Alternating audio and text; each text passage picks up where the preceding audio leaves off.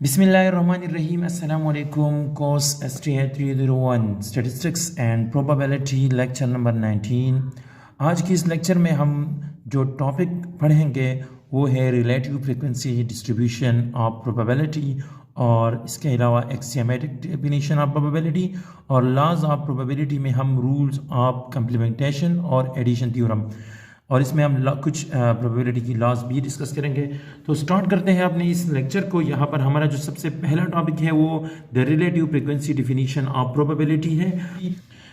Probability of an event A equal to limit n tends to infinity m over n।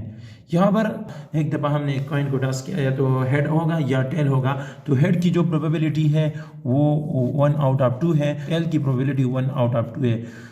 तो इसको अगर हम देखें तो 1 आउट ऑफ 2 इक्वल टू 50%, और ये भी 50% है। यहाँ पर हेड की जो प्रोबेबिलिटी है वो भी 50% है, और टेल की जो है वो भी 50% है।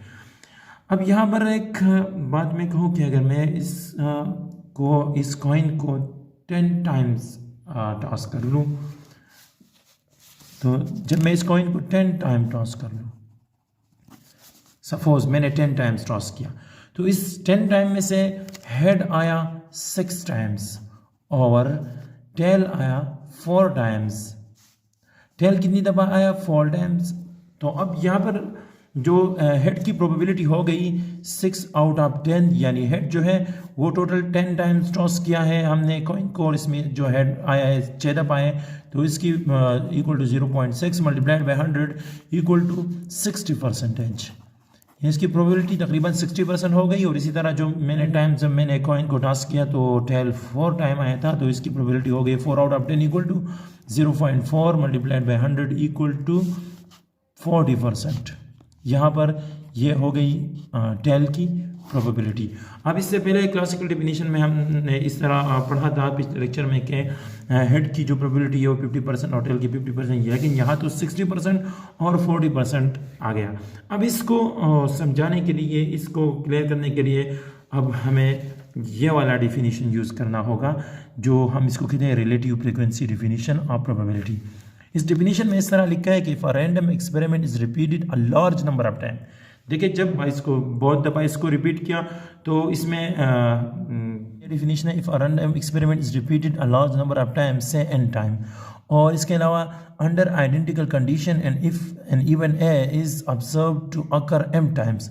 और जब एन इवेंट है वो m टाइम्स अगर हो रहा है, और इसके जो टोटल हमने जो एक्सपेरिमेंट रिपीट किया है वो n टाइम्स है, और ये n अप्रोच कर रहा है इन्फिनिटी को, इससे ये वाज़ेह हो रहा है कि n अप्रोच टू इन्फिनिटी के n लार्ज नंबर होगा, लार्ज नंबर की तरफ जाएगा। इसमें हमारा जो एक्सपेरिमेंट है वो हमारा जो एक्सपेरिमेंट है वो बहुत दफ़ा रिपीट होगा, इसी relative frequency definition of probability में। तो ज़्यादा एग्जांपल की तरफ इससे आप इस एग्जांपल से आपकी जो डेफिनेशन का जो कंसेप्ट है वो क्लियर होगा। यहाँ पर ये फर्स्ट एग्जांपल है from a coin tossing experiment, और दूसरा जो है from data on the number of boys and girls born. तो सबसे पहला जो एग्जांपल है कॉइन टॉसिंग का है। तो एक फॉर एग्जांपल एक जिस तरह मैंने इससे पहले आपको बता दिया कि मैंने एक कॉइन टॉस किया 10 टाइम्स, इसमें हेड 6 दफ़ा आया और टेल 4 दफ़ा आया, तो हेड की प्रोबेबिलिटी 60% हो गई और टेल की 40%। अगर मैं इसको और भी ज़्यादा कर लूँ, मैंने 10 टाइम की जगह मैं 100 टाइम्स इस कॉइन को टॉस कर लूँ, या 1000 टाइम इसको टॉस कर लूँ, जितना भी मैं इसको बढ़ाता रहूँ। अच्छा, इस कॉइन टॉसिंग एग्जाम्पल में आप देखिए कि 1946 में डेनमार्क में एक बंदा था, उसका नाम था कैरिज। उसने यह एक्सपेरिमेंट किया कि उसने 10,000 टाइम्स एक कॉइन को टॉस किया। उस 10,000 दफ़ा उसने जो कॉइन टॉस किया उसमें से 5,067 दफ़ा हेड आया और 4,933 टाइम्स जो है टेल आ गया। इससे हमें ये क्लियर हो रहा है कि ये आहिस्ता आहिस्ता जो है ना, ये 50% के नज़दीक होता जा रहा है। इससे पहले मैंने जो 10 टाइम्स जो कॉइन टॉस किया उसमें टेल हेड जो है वो 60% और टेल जो है वो 40% था। लेकिन अब यहाँ इस ग्राफ को आप देखें, उसने जिस तरह ये नंबर ऑफ टॉसेस है और ये जो है प्रोपोर्शन ऑफ हेड्स है, तो उसने कॉइन जब 10 टाइम्स टॉस किया तो इसी तरह, और फिर 30 टाइम्स और फिर 100 time up to so on. ये ग्राफ देखें, ये इस तरह, ये जो लाइन आपको नज़र आ रहा है ये 0.5 पर है, इट्स मीन 50% पर है। तो ये 50% तक कभी पहुँच रहा है, कभी इससे थोड़ा कम हो रहा है, कभी थोड़ा ज़्यादा। लेकिन जिस तरह भी इस तरह ये डाटा बढ़ रहा है तो ऐसा ऐसा ये बिल्कुल 50% के करीब होता जा रहा है। यानी जितने भी हम इस नंबर्स को बढ़ाएं, जितनी भी जितना भी हम इसको बहुत दफ़ा एक्सपेरिमेंट कर लें, बहुत दफ़ा टॉस कर लें, तो इसका मतलब है कि ये 50% के अप्रोच होगा। यानी इस डिफिनीशन को आप देखें, ये यही डिफिनीशन के बारे में ये एग्जांपल बता रहा है कि limit n tends to infinity m और n, यानी ये जो स्मॉल n है ये टोटल नंबर ऑफ टाइम्स है, जितनी दफ़ा इसको टॉस किया हुआ है इस कॉइन को। तो यहाँ पर ये n अप्रोच हो रहा है इन्फिनिटी को। यहाँ पर इस एग्जांपल में जिस तरह भी आप ये इन्फिनिटी को अप्रोच किया जा रहा है, जिस तरह ये आहिस्ता आहिस्ता बढ़ रहा है, देखो यहाँ पर पहले 30 टाइम्स, फिर 100 टाइम्स, फिर यहाँ पर अगर ये 3000 टाइम्स पर देखें इस 50 को बिल्कुल करीब हो गया है, फिर 10,000 टाइम्स पर यहाँ पर बिल्कुल 50% लाइंस को इस तरह टच किया हुआ है।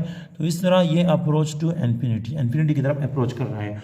ये तो जस्ट एग्जाम्पल था आपको समझाने के लिए कि ये जो डिफिनीशन है कि n टेंड्स टू इन्फिनिटी और m ओवर n, ये थी relative frequency definition of probability. अब यहाँ पर ये दूसरा एग्जांपल है इस हैंडआउट्स में। इस एग्जांपल में ये आप देखें कि ये प्रोपोर्शन ऑफ मेल बर्थ है यहाँ पर भी, लेकिन ये जो है ये रीजन ऑफ इंग्लैंड है और यहाँ पर रूरल डिस्ट्रिक्ट ऑफ डोरसेट। तो इंग्लैंड, रीजन ऑफ इंग्लैंड में नॉर्थर्न में 0.514 प्रोपोर्शन था मेल बर्थ की, और यहाँ पर जो दूसरी इलाका है इसमें 5.13 है, नॉर्दर्न वेस्टर्न में 5.12 है। इस तरह जो इसकी टोटल कंट्री की जो प्रोबेबिलिटी है वो 5.14 है। अब इस पूरे कॉलम को इसको भी नोट कर लें, और यहाँ पर ये एग्जांपल जो है ये भी आपको रिलेटिव डिफिनीशन ऑफ प्रोबेबिलिटी समझाने के लिए है। तो ये कॉलम आप इसको भी नोट कर लें, ये 0.38, 0.47 ये रूरल डिस्ट्रिक्ट से है। इसकी जो प्रोबेबिलिटी है मेल बर्थ की, प्रोपोर्शन है ऑफ मेल बर्थ, यहाँ पर भी है। लेकिन यहाँ देखिए ये बिल्कुल एक दूसरे के करीब है। जो कंट्री, टोटल कंट्री की जो है 5.14 बिल्कुल इसी के आसपास की तरफ, आसपास तकरीबन है 0.514, 0.13, 0.512, और यहाँ पर ये जो है 0.38, 0.47, 0.53, ये जो है ना, ये क्या हो रहा है, ये फ्लक्चुएट हो रहा है। फ्लक्चुएट का मतलब यानी बढ़ता और घटता रहा है, कभी बढ़ता रहा है, कभी घटता रहा है, कभी ज़्यादा हो रहा है, कभी कम हो रहा है। एज यू कैन सी, अब इसको देख लें कि the figures for the rural district of Dorset based on about 200 birds each fluctuate between 0.38 and 0.59। देखिए ये जो है ये फ्लक्चुएट हो रहा है 0.38 से 0.59 तक, 0.59 जिसमें मैक्सिमम है और 0.38 में मिनिमम है। तो इसके दरमियान में काफ़ी गैप है। और इसके अलावा अगर ये जो दूसरा डेटा है जो इंग्लैंड रीजन की है, for the major region of England which are each based on about 100,000 birds. देखिए ये 100,000 बर्ड्स, इसकी n की वैल्यू यहाँ पर क्या ली गई है 100,000, और यहाँ पर n की वैल्यू क्या थी 200 थी। तो इसमें n जब जो भी डेटा में n आप जितनी भी लार्जर लोगे ना, n approach to infinity, infinity का मतलब ये जितने भी लार्ज होता जा रहा है, तो इसका मतलब ये होगा कि ये आपकी जो वैल्यूज़ है, वो प्रोबेबिलिटी है, वो बिल्कुल 0.5 और इसकी करीब होती जा रही है। यहाँ पर इसमें फ्लक्चुएट नहीं है इसी कॉलम में, इसलिए नहीं है कि ये जो है ये बहुत बहुत ज़्यादा दफ़ा रिपीट हो रहा है, यानी 100,000 में से लिया है और ये 200 में से लिया है, तो इसलिए यहाँ पर इसमें फ्लक्चुएट बहुत ज़्यादा है। इसमें जो कम होना और बढ़ना काफ़ी फ़र्क है। तो ये वाला और इस दोनों के दरमियान सिर्फ ये फ़र्क हमें नज़र आ रहा है कि जो अगर n अप्रोच टू इन्फिनिटी हो तो इसका मतलब कि हमारा जो प्रोबेबिलिटी होगा वो मोर एक्यूरेट होगा देन द अदर। तो ये थी the relative frequency definition of probability, और इसके लिए हमने दो एग्जांपल डिस्कस किए, कॉइन टॉसिंग वाला और दूसरा जो है ना male birth, proportion of male birth का। इसके अलावा हमारा जो नेक्स्ट टॉपिक है सिस्टेमेटिक डिफिनीशन ऑफ प्रोबेबिलिटी, और इसके अलावा लॉज ऑफ कम्प्लीमेंटेशन। और एडिशन लॉ। ये 3 टॉपिक है, इसके लिए आप नेक्स्ट वीडियो देखें। अभी इजाज़त चाहता हूँ, अल्लाह हाफिज़।